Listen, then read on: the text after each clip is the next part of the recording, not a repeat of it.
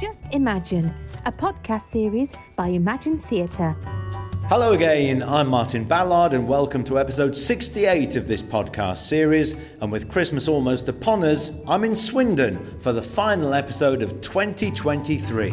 For more information, go to their website at www.imaginetheatre.co.uk. Now, in the last episode, I was joined by the radio and television presenter and actor BBC Radio 2's Scott Mills, who's making his panto debut for Imagine this Christmas in Leicester.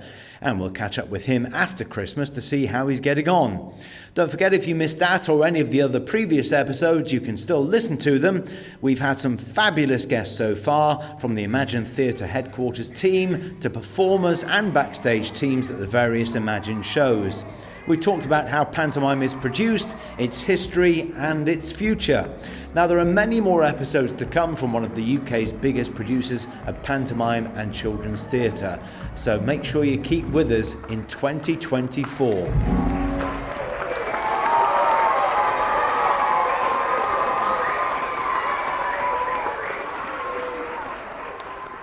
Well, as you can hear, the audience have had a fabulous time here at the Wyvern Theatre in Swindon, where Imagine Snow White is now open with a fabulous cast of performers, some that I know, some I've had the pleasure of working with, and in the next half an hour or so we'll chat to my old sparring partner, impressionist Paul Burling, television presenter and social media influencer Nathan Connor, as well as Divina De Campo and Samantha Dorrance, who plays Snow White. But first, let's start with the fabulous dame here in Swindon.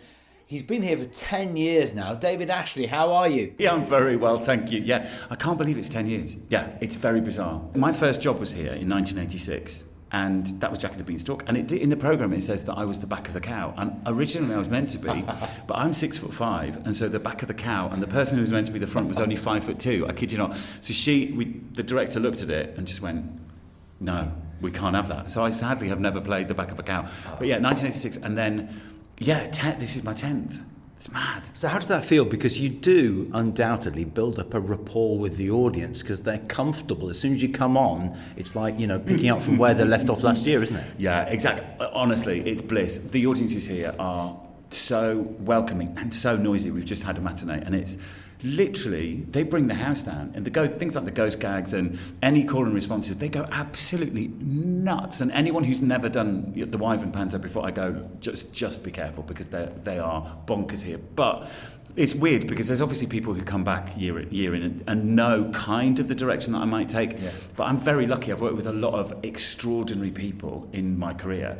And I've kind of learned a lot from them. So I've kind of got bits that I might have kind of borrowed, shall we say, from other people. And I just go, do you know what? I'm going to do that tonight. Or if the spirit takes me, as it were. I have a fondness for a bald head, though. Okay. I do like kissing a bald head. Well, I don't. She does. Yeah. She loves kissing a bald head because, she's an 8-foot woman. Who's going to stop her? Well, that's why I kept my hat on. Yeah. Having said that, you've got such a fabulous cast and everybody complements each other really, really well. And you can see that. Everybody brings something to the game, don't they? Oh, totally. And I have to say, I directed this year's as well. And it's just been... It's like there was a programme called Ready, Steady, Cook. I'm sure you remember it. And they get given this bag of ingredients. And it is a bit nerve-wracking on the first day because you just go, we need to have all these... If these roles aren't filled, we're a bit lost. They are filled beautifully. Imagine us cast it so beautifully. And Nathan and Samantha, who are Prince and Snow White, have just got the most beautiful rapport. Paul Burling is an absolute nightmare. I'm kidding, I adore him. Yeah, we play off each other beautifully. And of course we've got the extraordinary Divina De Campo, who is this powerhouse of a performer who storms that every time she comes on stage. It's kind of, I get a real buzz working with her. She's brilliant. So yeah, everyone feels their role. And I'm a bit of an old-fashioned boy with it all. If you don't have those roles filled, the audience really don't get what's meant to be happening. You have to have the good and the evil. You have to have the love story. You have to have the stupid. But even in the levels of where the stupid is, there are some who are perhaps a little bit more slower processing information than others in terms of, for example, in our case, Nurse Nora and her son Muddles. Yeah. Nurse Nora's a bit of a slow processor, but Muddles really is kind of, he doesn't join the dots at any point in the show. So it is, you're right, they do, we're very lucky. They're all such gorgeous human beings as well, because 2 shows a day, it's really full on. there's a lot we push ourselves to do for this show here. And when you've got lovely people doing it, it just makes it a complete joy. And it really is a joy. I think as well, I mean, the moral's there right Yeah. at the end, which is important. All the key ingredients of pantomime are in there, aren't they? Yeah. You don't necessarily have to have all of the ingredients to make panto work, but most, if not all of them, are certainly in this show. Absolutely. And as I said before, I'm a big old school boy. I kind of think to myself, what gags are there for the adults? What kind of, gags are there for the kids? What stupidity stuff is in there? What silliness is in there? Working through the show when I was directing it this year, I just went, if I came away going, that's really stupid, I love it. And then if there were moments straight after it which were really full of heart or full of evil or kind of real, jeopardy with the story, you're right, it has to have all of those elements. And one thing that I'm really proud of with this is that there's a lot of I do like an audience participation, and it's that thing of even as a school show today, they absolutely felt part of it. It wasn't just a panto where it just went over their heads. They feel part of the story. Snow White, to be honest with you, isn't the most richest of stories, but the thread is held together beautifully by the cast. They tell the story beautifully.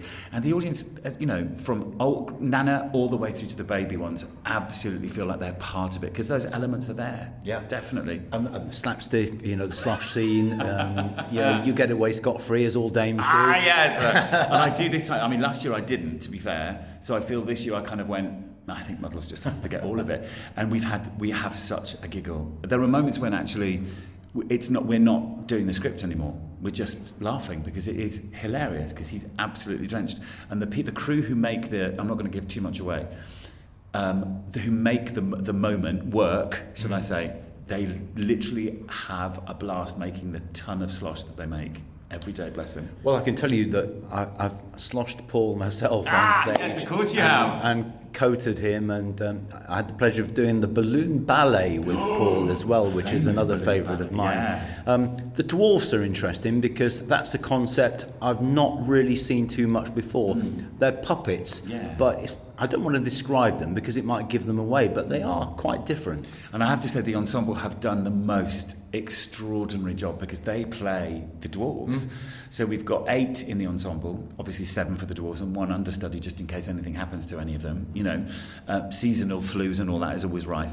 But yeah, they've managed to create these real living, characters. All kind of their specific roles are laid out, their specific movements, and they've kind of turned actor, singer, dancer, puppeteer, which is like a lot to ask of them. But they've raised themselves to the challenge, and they're doing a stonking job. And yet these puppets are something to see. They're really, really cool. David, what is so special about pantomime for you? Why do you love it so much? Honestly, it's lots of things. I think it's sanctioned lunacy, and it's the one time of the year where I can kind of let out my inner clown full on. She's on full day mode at the moment, and that's joyful. But it is just getting people into the theatre. It's a passion. Theatre is my passion, and to see inviting people into an audience to watch a story which might be really, some people might think is cliched, but if you can tell a really beautiful, heartfelt story with these people, you grab these audience members and you see family.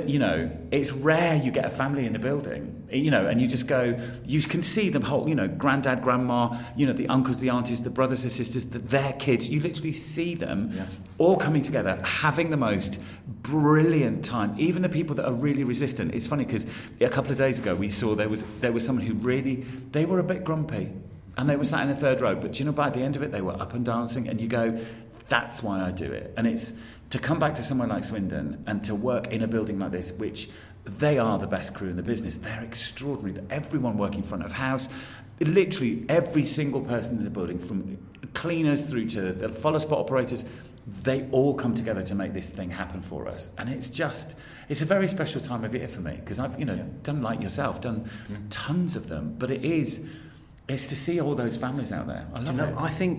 I don't know whether you agree, but I think maybe the NHS ought to be able to prescribe pantomime, because it can offer so much in terms of uplifting mental health, all sorts of things like that. I was sitting next to a couple of teachers, and at the interval I spoke to them today about panto and why they love it. And I said, it's very rare these days, because people live remote lives, don't they, with a phone in their hand. It's very rare that a family will even sit down to eat dinner together anymore. But they still come to Panto together, 3 or 4 generations. Absolutely. And what I love about that is I think you've hit the nail on the head. Totally the NHS needs to prescribe Panto. But also, the show invites people to join in by its very nature. It asks you to join into the story. And you think those options for people, like you're saying, living perhaps an isolated life on their iPad or on their Zoom meetings, they don't get invited to interact with anything on this ridiculously big level. And I think you're right, it is something which is very special because it isn't in everyday life. And I think, let's get it on the NHS, definitely. Yeah, I agree. And of course, I mean, without being too political, in a world at the moment which is becoming perhaps more and more divisive, this sort of shared experience is invaluable because it brings people together, doesn't it? Absolutely, and I couldn't agree with you more. It's that fact that, and on the first day of rehearsals I said, look everyone, we're still in a cost of living crisis and these seats are expensive. We have to make sure that we can give them a show that is not only worth the money, but a show that they will go, do you know what, we're going to find a way to make sure the whole family comes and sees it every year. Because it is, I think, part of these kind of seasonal things are about bringing people together. It might not be the family that you've chosen to be with, it might be the family that you've decided to choose, but actually when you're bringing them together in an environment that is so full of joy and ridiculousness, that everything is to gain and everything is to win in this situation. And I definitely think we should do it more. Perhaps not more, twice a day is enough. Fabulous show today. Have a great run, David. Thank you so much for talking to us. Absolute pleasure. Well, there's always a baddie in Panto, of course there is, and the fabulous baddie in Snow White at the Wyvern Theatre is Divina De Campo. How are you? I'm very good, thank you. So nice to be chatting with you. The thing is, you actually are such a convincing baddie, I don't know if I like you anymore. I mean, you just have to really go for it. I remember watching, there is an interview with the woman who plays the Wicked Witch of the West, and she's on Mr. Rogers. She's on Mr. Rogers. Yes. And she's explaining how, as somebody who isn't mean and nasty, it gives you a license to really become that thing. Yeah. So it's a lot of fun playing a baddie. Yeah, I mean, it's a release, isn't it? And you can literally give it everything you've got, and that audience just saw it. You gave everything. Yeah, absolutely. And we're really, really lucky here. They're just such wonderful audiences. And imagine have done such a brilliant job with this panto as well in providing enough for adults and for kids. Yeah. Sometimes it's difficult to get that mix exactly right, and I think they've done such a brilliant job with it. I have to say as well, and I don't know what you think about this, but I think, drag artists, drag queens, female impersonators, there have been many over the years. I had the pleasure of working with Danny LaRue, for instance. They adapt so well to panto because they've got that immediate rapport, haven't they, with an audience? Yeah, because it's very similar, that working in a cabaret bar where you have to interact immediately with the people in front of you and really be in the room with them. Like on the West End, if you're in a play, the fourth wall's there and you're not interacting with those people, whereas in cabaret and in panto it's essential to have those skills. And I got this amazing piece of advice from a fellow drag queen, son of a tutu, who said it's not enough to beat them round the head with your talent, you have to make them love you. And in order for you to do that, you have to go out and really love them first. And make everybody feel safe. It's all going to be fine. We'll get through this together. We'll have a nice time. So I think that's a big part of it, is that you have to immediately set up that relationship right at the beginning, as soon as you step on stage. Yeah. So what's the thing that you love about it the most? This is your 9th or 10th panto, I think. So why do you love it so much? I mean, it is very much that the audience are as much a part of the show as anybody who's been in the rehearsals, because they change what happens on stage massively. If you have a quieter audience, you play it in a slightly different way, and if they're a louder audience and they're more boisterous, then you might speed through something, or you might lean into it a bit more. And so and people say this all the time about theatre, don't they? But every single day, the audience is totally different, and so the show is very slightly different in different ways as well. There's always something new to find. Yeah, we were just talking, David and I were just talking about how panto is one of the few shared experiences that are left, because people live quite remote lives now. Society can be divisive. People can be looking at the phone all day and not socialising in the way that they used to. But also, this was a relaxed performance. It was totally inclusive. And I love the fact that you came out before the show and just explained to the audience who you were, what you were doing, and that it was pretend. Yeah. It's actually making people feel safe and included, doesn't it? 100%. It's really important to, like I was saying about you need to create that relationship right from the beginning. It's really important that they know that they are part of that relationship. And actually, it's, like I said, it's all going to be fine. We'll make it through this together, so that they feel safe. And if you don't do that, the potential is that somebody's, not expecting something and they're shocked by it, and it spoils the fun for them. So, creating an environment where everybody knows what's happening and they know that it's not real, there's no real jeopardy for a relaxed performance is really important. Well, I can tell you're having a great time already. Enjoy the rest of the run, Divina. Thank you so much for talking to us. Thank you so much for having me. Well, the gorgeous Snow White in this production at the Wyvern Theatre in Swindon is Samantha Dorrance, who you may have seen on television, particularly Disney Channel and elsewhere. Yeah. Is this your first pantomime? It can't be. No, this is my 21st panto. You are kidding me. I'm not kidding, no. I've done panto every year since I was 9. So is that 21? We had the COVID year. That's the only year that I didn't do panto. But yeah, like 21 panto. And what was the first? Can you remember much about it? Yeah, so I, what was the first one? It was Goldilocks and the Three Bears, the first one. And the second one was Snow White, and I was baby Snow White back then for kudos. Yeah, and it just started my love. It started my love for pantomime, and then that was it then. Every year I wanted to be in a pantomime, and I'm still going. Well, this is interesting, because I've said many, many times that not only do kids in the audience get inspired to at least go and see shows, if not be performers, but very often, some of the youngsters in your juvenile ensemble in this show could go on to become professionals as well. I mean, what inspired you then? What was it that, you thought, I absolutely love this, this is what I want to do? Yeah, well, for me, I started performing when I was 2, so I always wanted to be on a stage, and then me and my family would always go to the local pantomime, and then we saw the Juve dancers, and, you could start from as young as 8.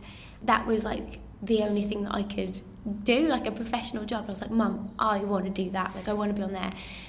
So I went to the dance school where they used to audition and started that. But it's such a good thing to do as a child, because you learn how to be in a professional environment. Like, you really start to learn your craft.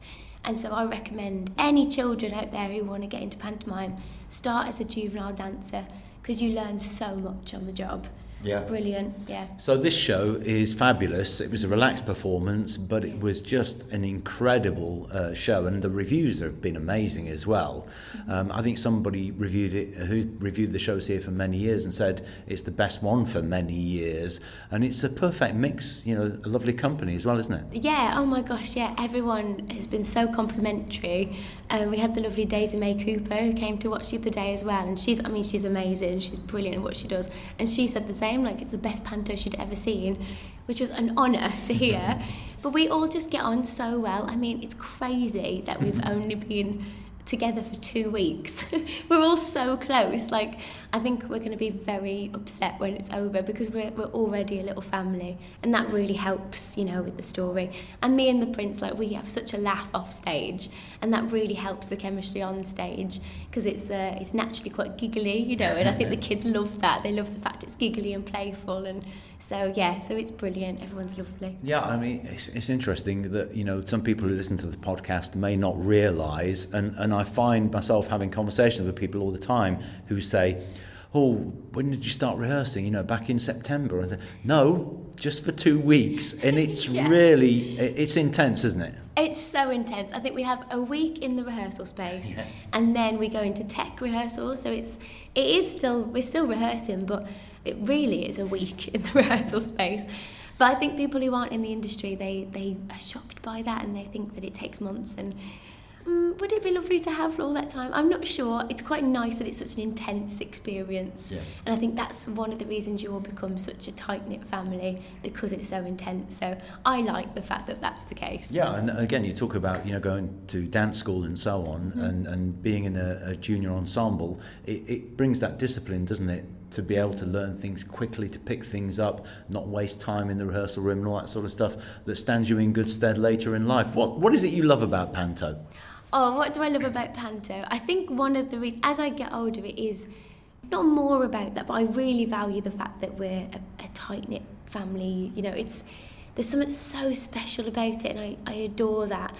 But I just love the feeling of going out on stage. I just adore it, and I think it's all about the sparkles and joy. And I mean, the world's so, not to go into it all, but the world's so sad right now, and for my job to be immersed in a pantomime at this time, it's an escape, and to provide that kind of joy to other people at a time where we really need it.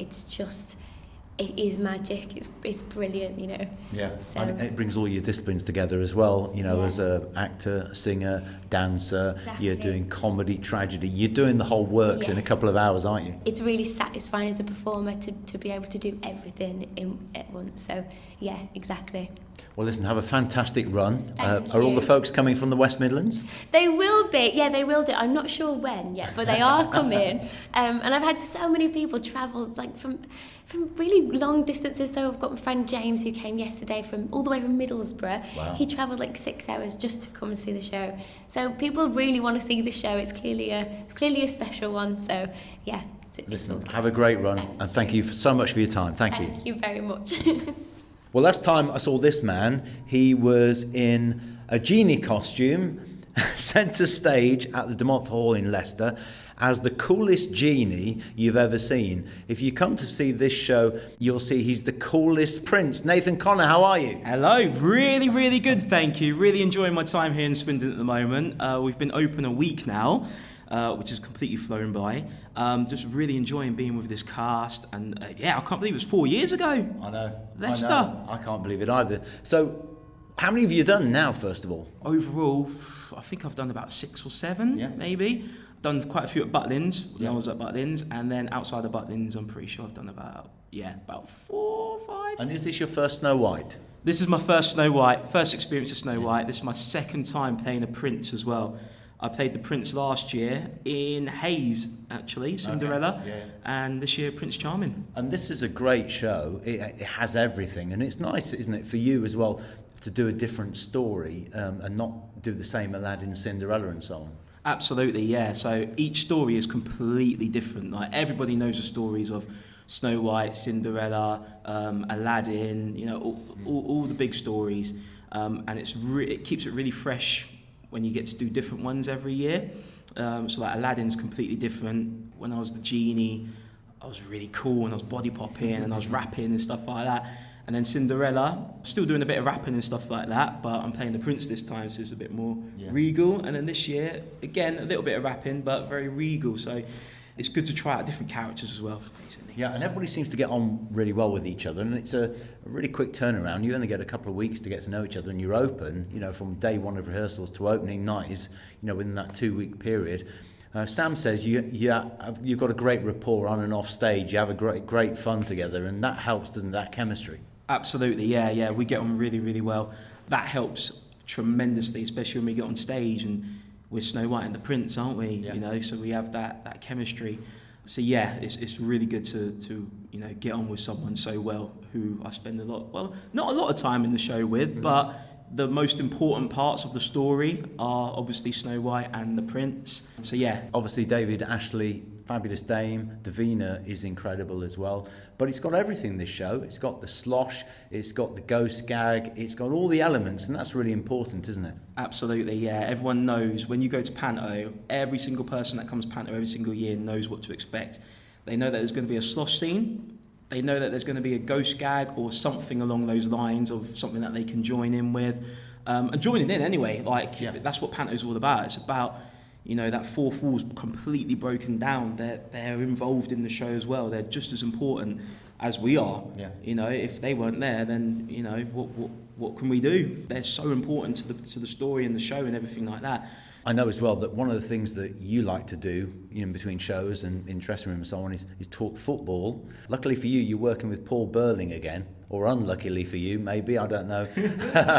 But, you know, working with somebody you've worked with before always helps as well, doesn't it? Absolutely, yeah, I love Paul. Like, when I saw that Paul was here in Swindon, I was like, yes, come on. We're both Liverpool fans as well. Yeah. So we'll have the football on in the dressing room, playing away, hoping that, you know, Liverpool can win and stuff. Just like we did in Leicester 4 years ago, which was a great year because that was the season that we won the Premier League for the first time in 30 years. So let's hope that we get that magic again this year.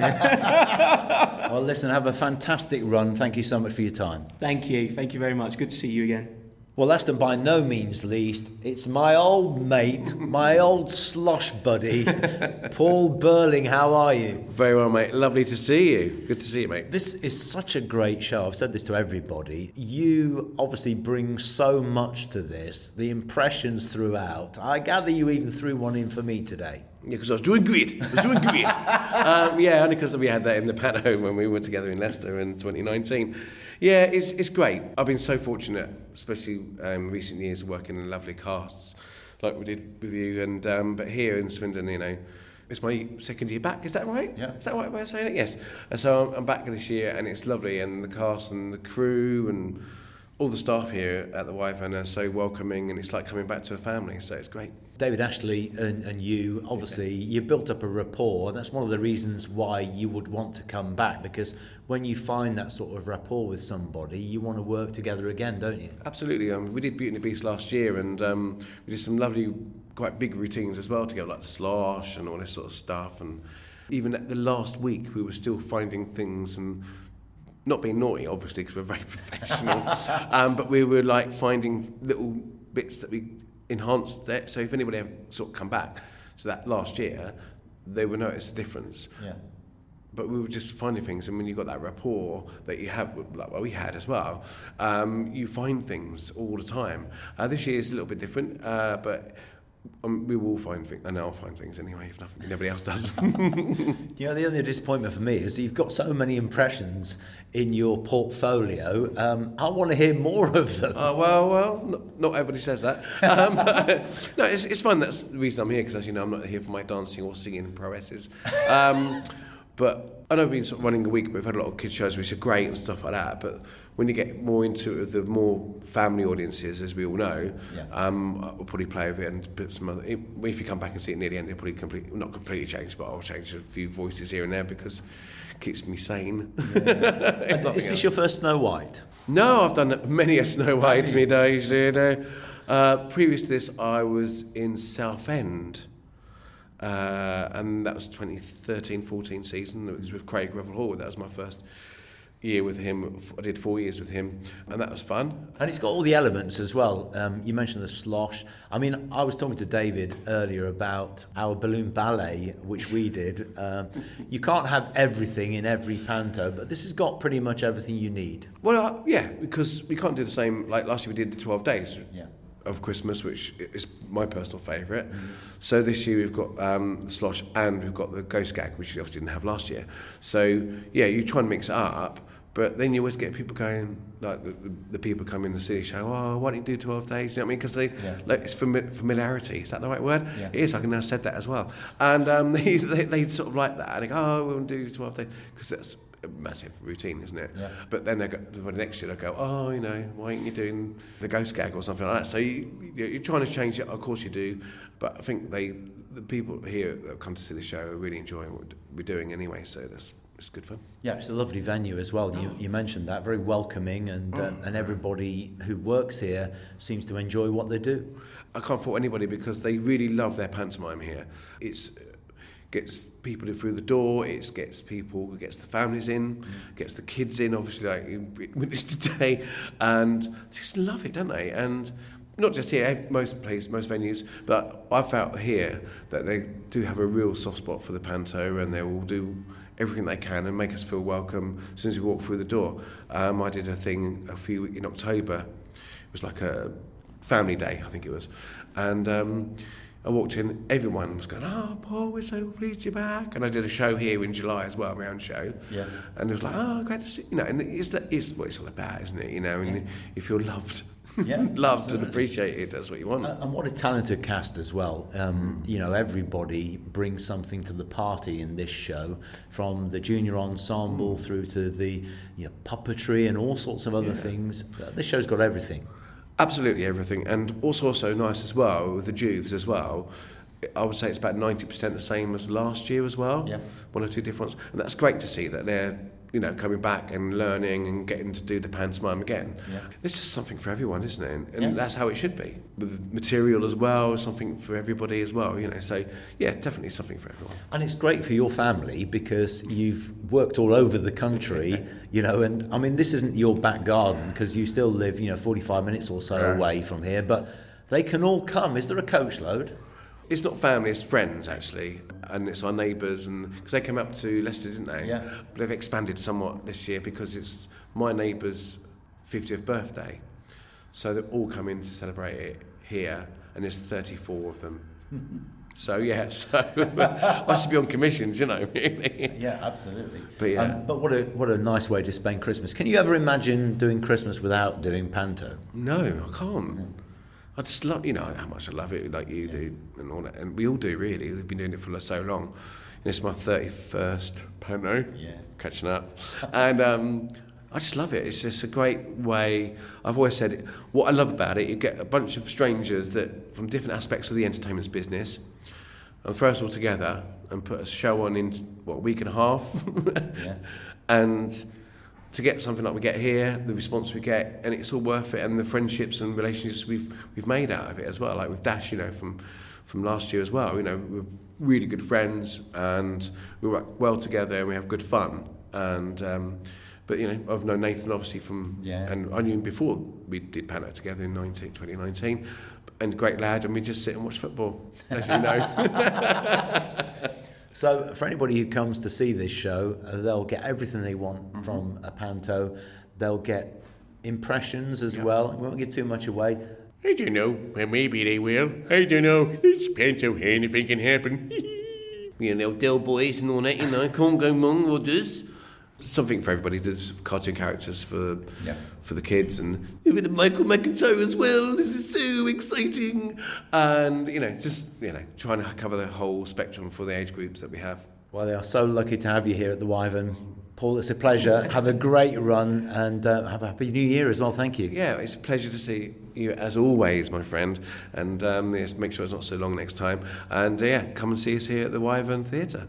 And finally, here are some messages from the senior team at Imagine Theatre. Hi, Steve Bowden here, wishing everybody a very Merry Christmas and a wonderful 2024 when it arrives. It's been an enormous pleasure to work with everybody this year at Imagine Theatre and in all the theatres that we work with. It's been a really exciting year for us, of course, because we've merged with the Trafalgar Entertainment family, who have warmly welcomed us and are continuing our journey, producing fantastic pantomimes and Christmas shows across the whole of the UK. So have a great festive season, everybody, and look forward to working with you all or catching up with you all very soon. Hi, it's Laura here, and I just want to wish all of our casts, crew members, creative teams a very Merry Christmas. Thank you for all of your hard work in making the 2023 Panto season a huge success, and wishing you all a very happy 2024. It's Eric Potts here, Artistic Director of Imagine. I just want to thank all the managers of all the venues with whom Imagine work right across the country, from Inverness all the way down to Hastings. We love collaborating with our venues and all their staff and getting their skill sets put into practice to produce our fabulous, festive, fun-filled pantos. We couldn't do it without them. We're really grateful. And of course, the last member of the panto cast is always the audience. And we've got some great audiences all over the country to whom we are hugely grateful. Have a very Merry Christmas, every single one of you. Hi, I'm Sarah Bowden, Joint CEO and Business and Marketing Director of Imagine Theatre, and I just wanted to wish a really happy Christmas to the fabulous Imagine head office team. From loading lorries to travelling across the UK to making costumes, painting props, sorting out children's licensing, contracts, accounts, they are just the backbone of Imagine Theatre, and they are a fantastic group of people. The team's grown quite a lot over the last 18 months, and so some people are going through their first panto season with us, some people are going through their 17th panto season with us, but each and every one of them is brilliant at their job and fantastic. Happy Christmas, Team Imagine. You are the best.